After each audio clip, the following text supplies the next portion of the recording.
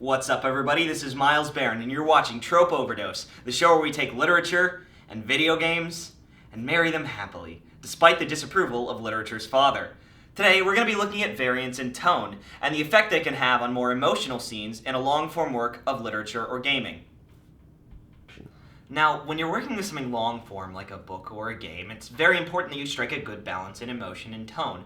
This serves to keep the viewer, player, or reader engaged, while at the same time making each scene a bit more meaningful.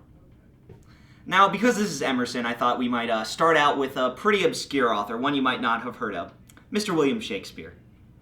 Shakespeare's tragedies are usually held in much higher regard by literary critics than his comedies, and when you think about the way that he balances emotion and tone, it's not hard to see why. Some of his heaviest tragedies are saturated with scenes of comedy and romance and action to keep the viewer from feeling a little bit too down.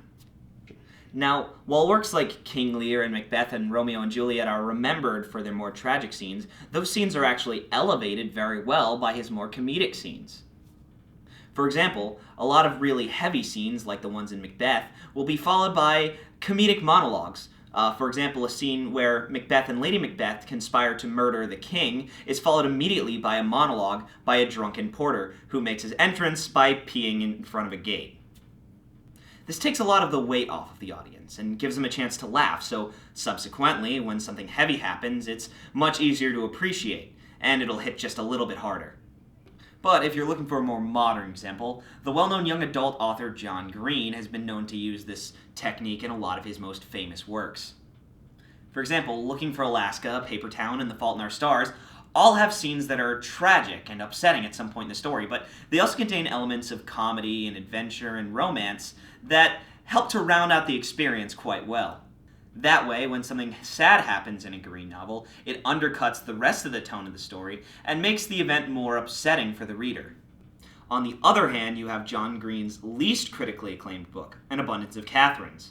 The story is a perfectly pleasant adventure that doesn't really venture into a particularly sad area, but while that's not necessarily a bad thing, it also doesn't elevate it to the level that Paper Towns or Fault in Our Stars quite reaches. Unfortunately, this is an area where a lot of modern games tend to fall flat. Game stories tend to be more one-note than literature or film for a number of reasons. Unlike film and literature, gaming is an interactive medium, so they can't quite choreograph the story quite as well as literature or film. And alongside that, the modern AAA industry really wants to be taken seriously by outside critics and non-gamers, meaning that they spend a lot of time writing dreary, generic stories. However, many of the legendary video games that we talk about as emotional powerhouses are the ones that actually have this variance in tone in abundance. The Last of Us and Final Fantasy VII and Earthbound, these are all great examples of games that are able to create even experiences. They flip-flop between tragic, heartbreaking scenes, high-octane action scenes, and gut-busting comedy scenes to keep the experience really well-leveled. Perhaps the strongest example that I can come up with is the Japan-only Game Boy Advance RPG, Mother 3. Mother 3 is, as stated earlier, a Japanese-exclusive RPG published by Nintendo and created and written by Japanese essayist, copywriter, game designer, filmmaker, day planner creator Shigesato Itoi. Mother 3 is a very strange gaming experience. It's bright, colorful, quirky, strange, funny, and at its core, heartbreaking. Every single aspect of this game is planned out with whimsy, charm, and creativity in mind. That is, except for the story.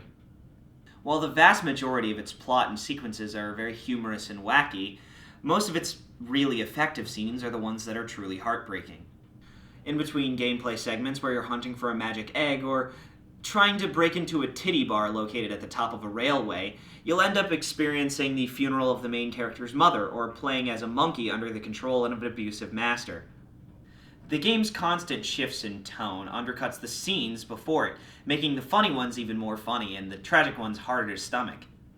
Thus, Mother 3's understanding of the importance of balance in tone and emotion makes it an experience that sticks with every player who's ever played it. And when you really think about it, it's not all that strange of a concept. After all, life itself is kind of an emotional roller coaster.